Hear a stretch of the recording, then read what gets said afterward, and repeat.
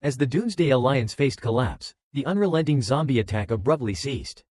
Zhang Yi had just brought Zhou Kei'er into a special space, and the cult investors nearby couldn't hide their delight, fascinated by the display of space manipulation.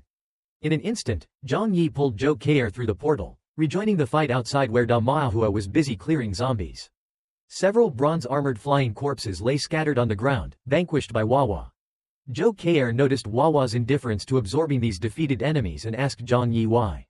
These bronze-armored zombies aren't mutants, Zhang Yi explained. They're modified creatures. Standing atop a high point, Zhang Yi surveyed the chaos engulfing Baishui Church. It resembled a hellish purgatory, with zombies and giant rats breaching the defensive lines. Zhou Kei'er, anxious, asked, "What do we do now?" On the battlefield, the human alliance struggled in their final stand. Xiao Honglian unleashed high-temperature flames, incinerating the advancing zombies, while Wei Dingai used his powers to slow the horde. Yet, the sheer number of zombies proved overwhelming. The Legion, exhausted from the prolonged battle, showed signs of fatigue despite the supernatural food sustaining Zhang Yi's team. Using his team's communication device, Zhang Yi instructed Liang Yu and the others, "Prepare yourselves. The defense line could collapse at any moment. I'll get you out of there." Fatty Shu, barely escaping the swarm, called out, "Boss, help me." Zhang Yi directed Wawa, "Go fetch him." Wawa, like a living tank, bulldozed through the zombies, effortlessly knocking them aside.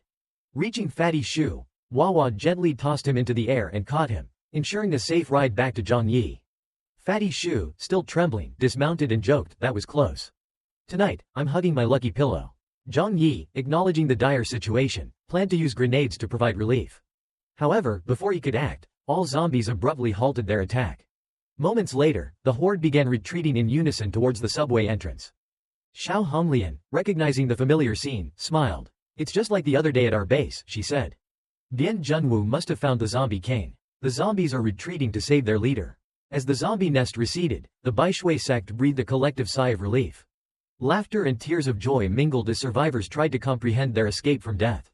Are we really alive? The victory had put everyone in high spirits, especially Xiao Honglian, who efficiently organized his soldiers to find a place to rest and get their first aid kits. Zhang Yi and Zhou Kei'er embraced, taking long breaths to calm themselves. Zhang Yi touched Zhou Kei's head, looking down at the cheering soldiers below. He hoped their joy would not be replaced by future loss.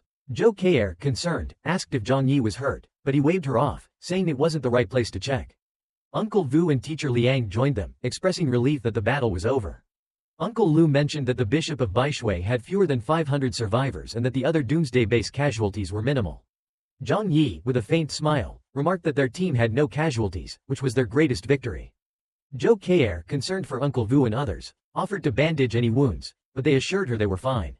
She then looked at the wounded soldiers below and asked Zhang Yi if she could help them. He agreed but reminded her to stay safe. Zhou Kei'er quickly made her way to the injured soldiers with a medical kit. She bandaged wounds and administered injections, her serious and gentle demeanor bringing comfort to the soldiers, some of whom cried with gratitude. After a long while, Zhou Kei'er wiped the sweat from her forehead, noticing that supplies were being distributed. She advised a recently bandaged soldier to take care of his wound and to go collect supplies. In gratitude, the soldier knelt and thanked her. As Zhou Kei'er was about to leave, Yuan Kongye stopped her to express thanks for her service to the warriors. Meanwhile, Li Jian and his wife observed the tragic scene, feeling indescribable pain. Many of the dead were neighbors he had once taught. With a heavy heart, Li Jian bowed deeply in remorse. Zhang Jianfeng tried to console him, reminding him that survival was a daily struggle in the apocalypse. Li Jian then joined others in carrying stretchers and treating the wounded. Li Kale's girlfriend also showed warmth to the soldiers, diligently dressing wounds. Eventually, Bian Junwu and his team returned to Baishui sect, battered but smiling.